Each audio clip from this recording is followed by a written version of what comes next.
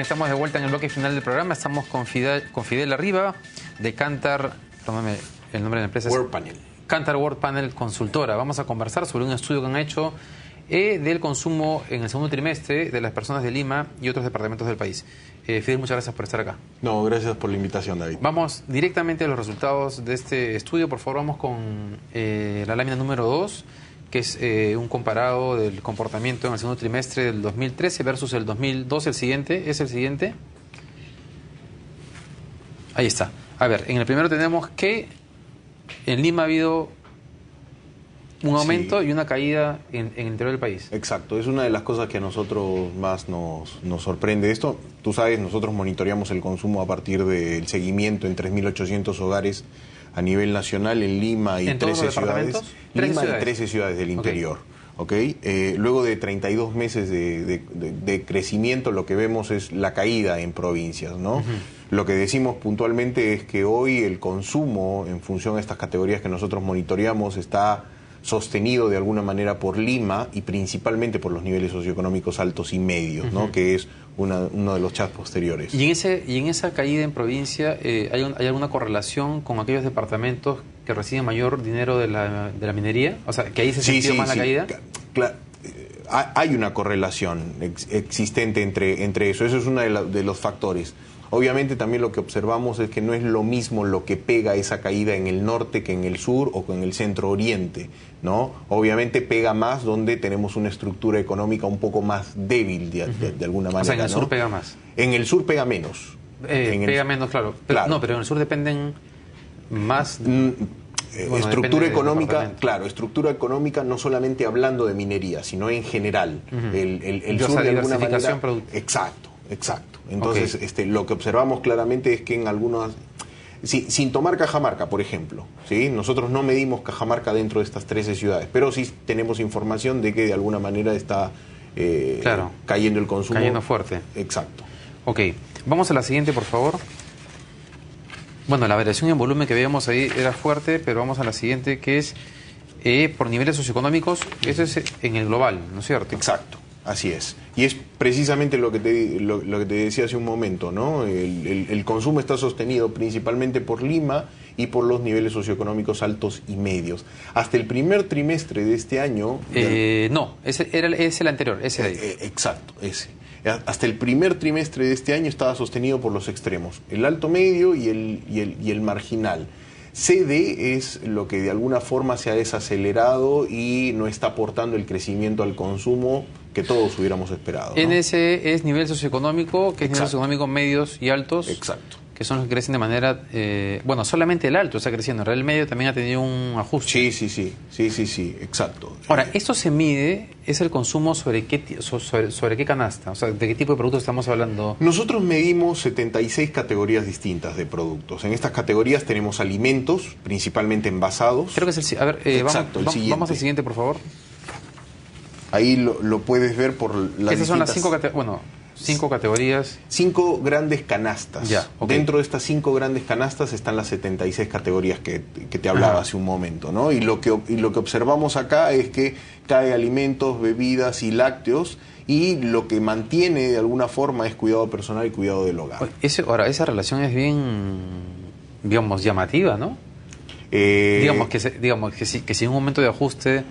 Es como estás sacrificando consumo de alimentos por cuidado personal. Ojo, o sea, lo que nosotros decimos es que cae en volumen alimentos y bebidas, no necesariamente porque la gente deja de consumir estos productos. Lo que pasa es que espacía un poco su compra. Entonces, y estamos hablando, ahí abajo dice...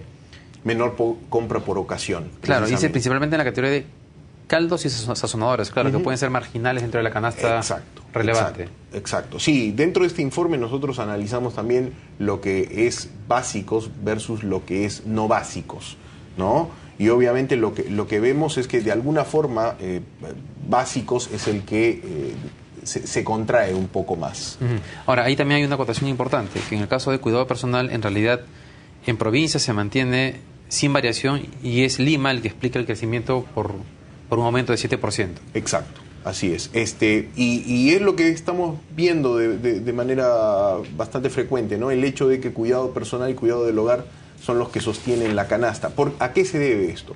hay que entender que son categorías todavía con baja penetración. Entonces, el crecimiento todavía es importante para seguir desarrollando este tipo de categorías, ¿no? Vamos, por favor, a la siguiente, la número 5. Ahí vamos a una perspectiva más,